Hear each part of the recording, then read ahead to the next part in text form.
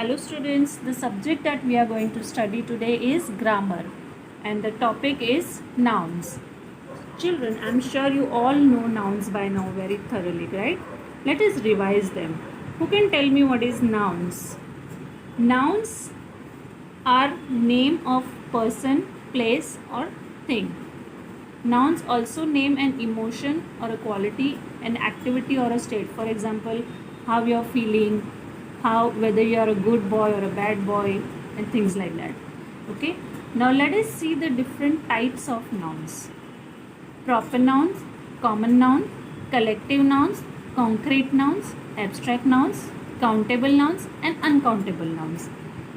Now let us see in detail what are these nouns. Proper nouns are nothing but proper names of particular place or a person or a thing. For example, if it is a boy and his name is Rahul, so Rahul is a proper noun because boys means there are many boys, but this boy name is Rahul, so Rahul is a proper noun. Similarly, Mumbai, it's a name of a place. Samsung, it's a name of a mobile. It can be mobile means any mobile, but if we say Samsung, then we know that okay, this is a Samsung mobile. Okay. Similarly, common nouns, name given to every person or thing of the same kind. For example, mobile. When we say mobile, we don't know which mobile. It could be any mobile. It could be Samsung, LG, Motorola, anyone, right? Similarly, boy. It can be any boy, any city, any company or any school, etc. Okay, so something that does not have a particular name is a common noun. Now let us look what is collective noun. Collective means a group, collection of something, right? A group of something. So the number of persons or things in a group as a whole is called collective noun. For example, a herd of sheep, a batch of students, a library of books, etc.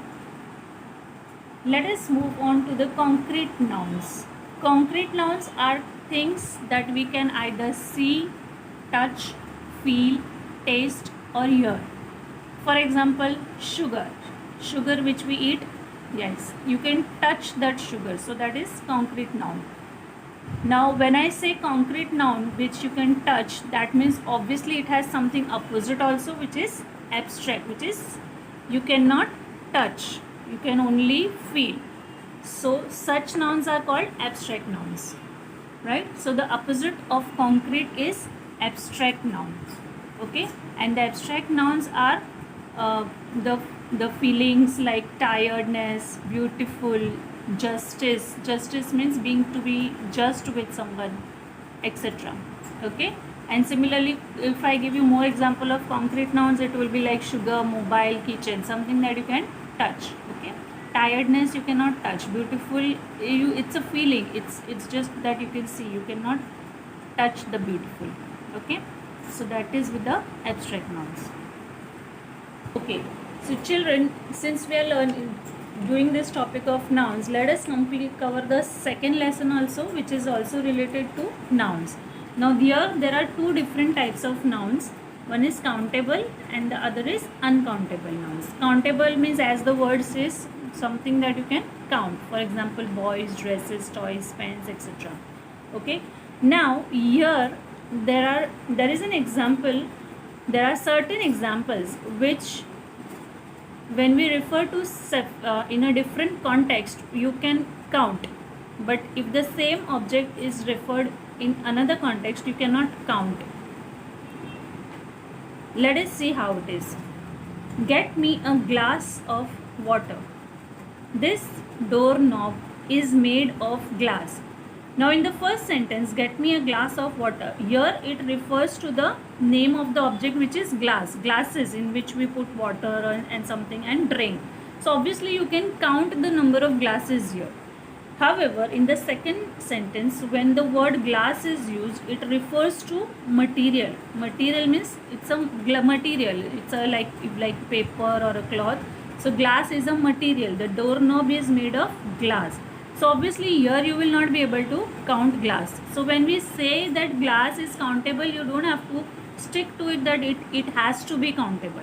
If it is used in a different context, it will become uncountable. Okay. Now moving on to the uncountable nouns.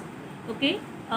Obviously, as the nouns, as the name suggests, it's uncountable means something that you cannot count. And things like hair, there are so many hair on our head. We obviously you cannot count that. Sugar, salt, water, etc. These you cannot measure. However, you can measure them in units like kilo, 1 kilo, 2 kilos, 1 liter, 2 liters. But so this is the unit that we are measuring and not the object itself. Okay. So now here, if I see, there is a sheet of glass. Now a sheet of glass means one sheet, so you cannot count glass. But if there are sheets, one sheet of glass, two sheet of glass, so you can count the number of sheets.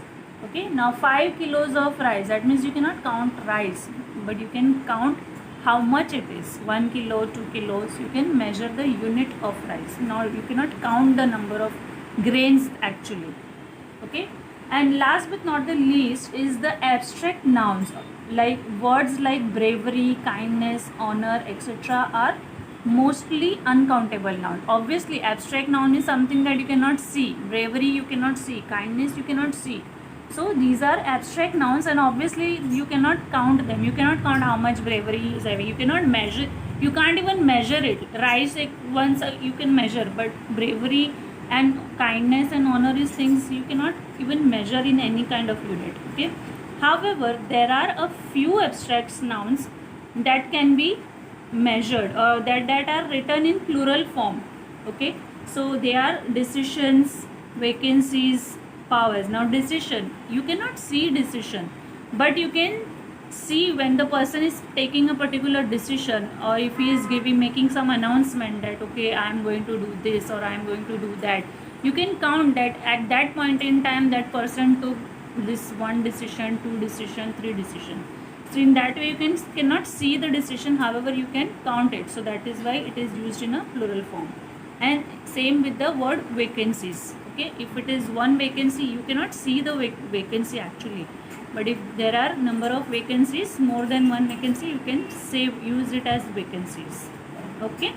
So I hope the concept of noun is very very clear to you all, and the different types of nouns.